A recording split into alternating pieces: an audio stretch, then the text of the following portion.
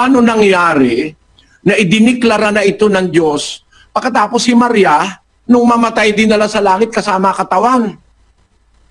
Kasama ang tae at ihi. Matinding katarantaduhan ito na ituro sa tao.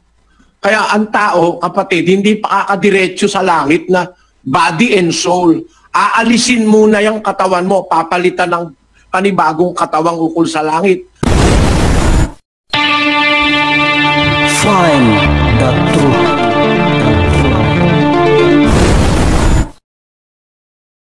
Magandang araw mga kababayan.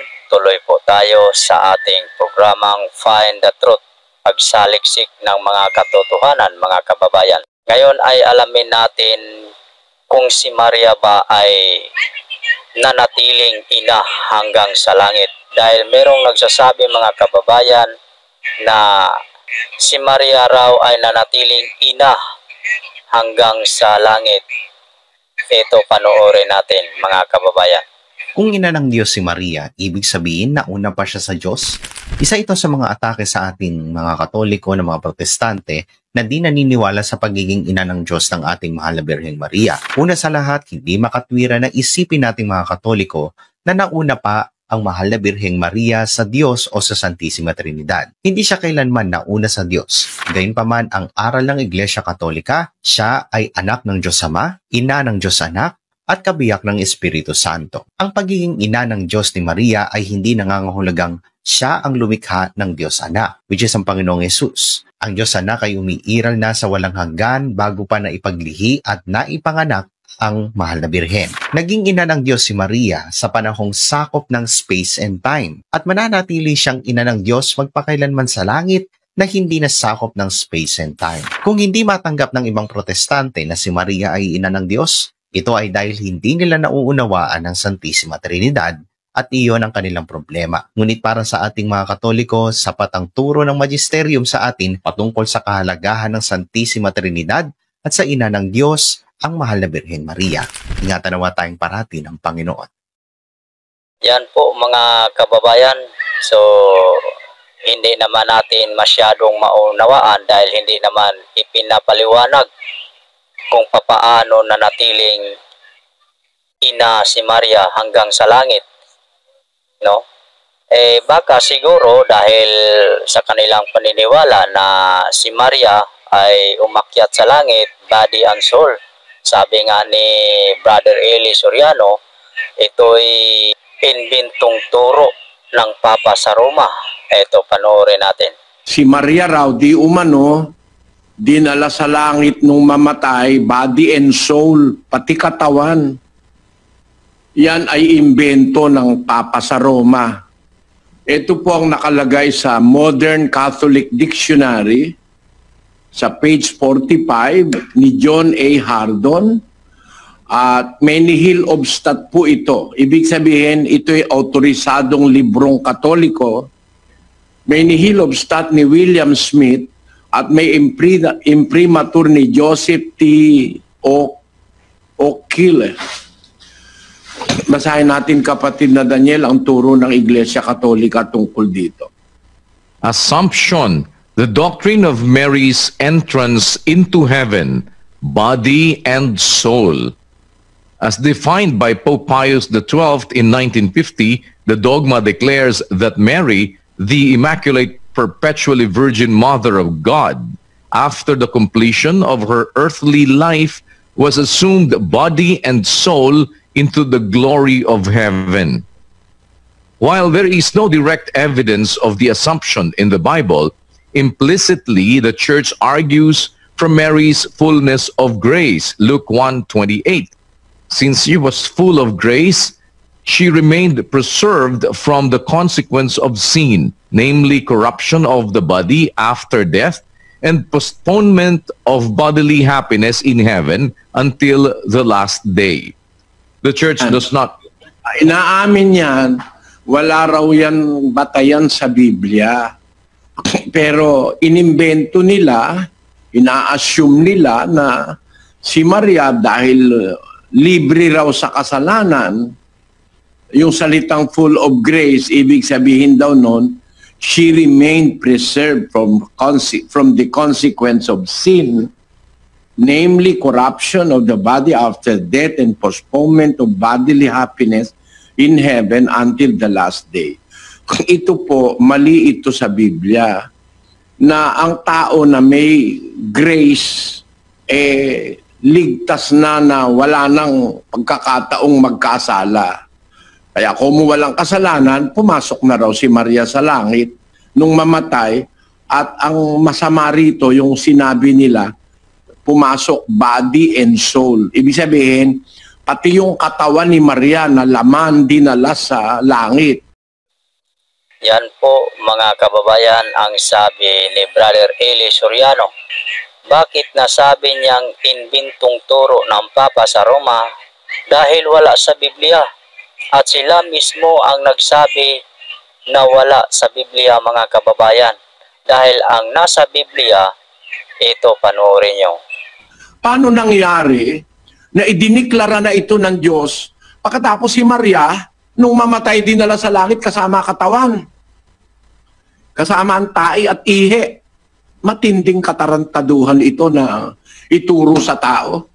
Kaya ang tao, kapatid, hindi pa kakadiretso sa langit na body and soul. Aalisin muna yung katawan mo, papalitan ng panibagong katawang ukol sa langit. Na dyan, mali ang pagkakatranslate ng karamihan sa Biblia. Yung nasa aklat ng Roma, nagkahawa-hawa na yung mga translators. Pero pakinggan nyo ang sabi ni Apostol Pablo.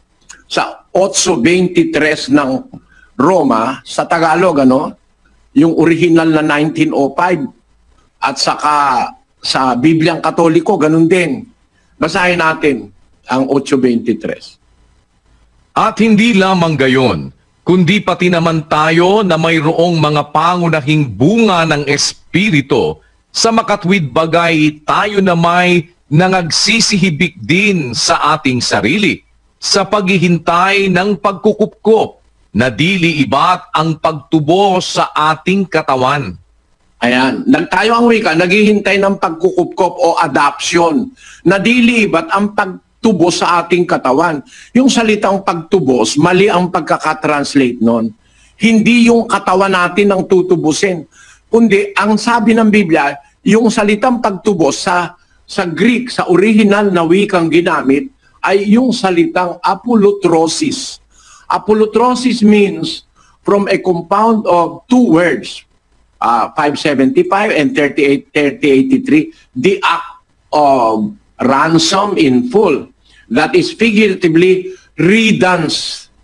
Ang kahulugan ng apolutrosis, aalisin, hindi tutubusin. Yung ating katawan, pagdating ng tamang panahon, aalisin ng Diyos yan. Gagawa ng tinatawag na apolutrosis, aalisin. Yang katawan na yan na may laman at buto. Bakit? Papalitan niya ng katawang walang laman at buto. Celestial body o katawang ukol sa langit. Gaya ng nangyari sa Panginoon Kristo. Meron siyang katawang lupa, yung ipinaglihi ni Maria. Pero nung papanik siya sa langit, nagkaroon siya ng glorious body. Kaya, nawala yung katawan niyang lupa. Yung katawan niyang laman. Kaya nung bandang hulihan, sabi ng mga apostol, sa 2 Korinto, Kapitulo 5, pakinggan niyo ang sinasabi ni Pablo sa 16. Kaya nga, kaya't mula ngayon, ay hindi namin kinikilala ang sinuman ayon sa pananaw ng laman.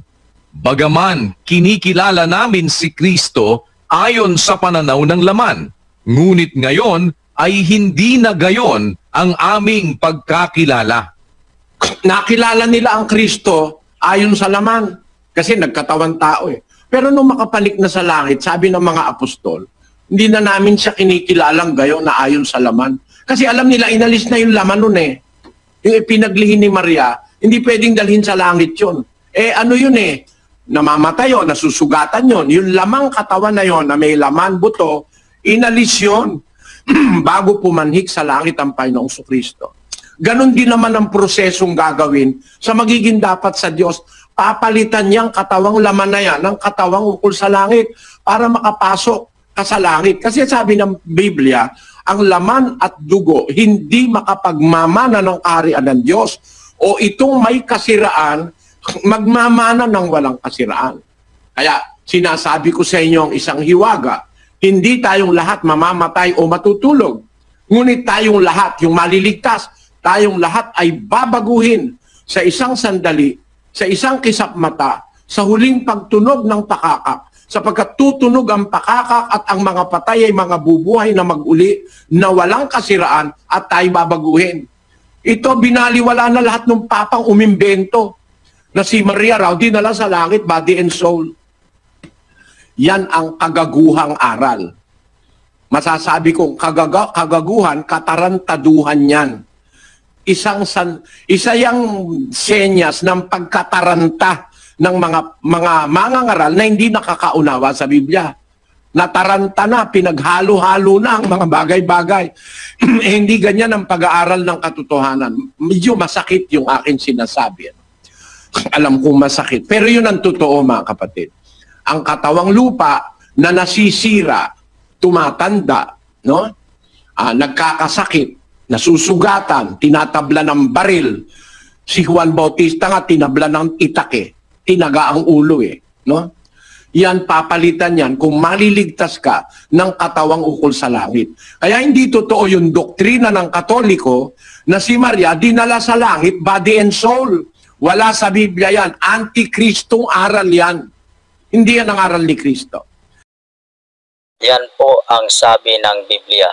So, sana po ay meron po tayong natutunan sa araw na ito.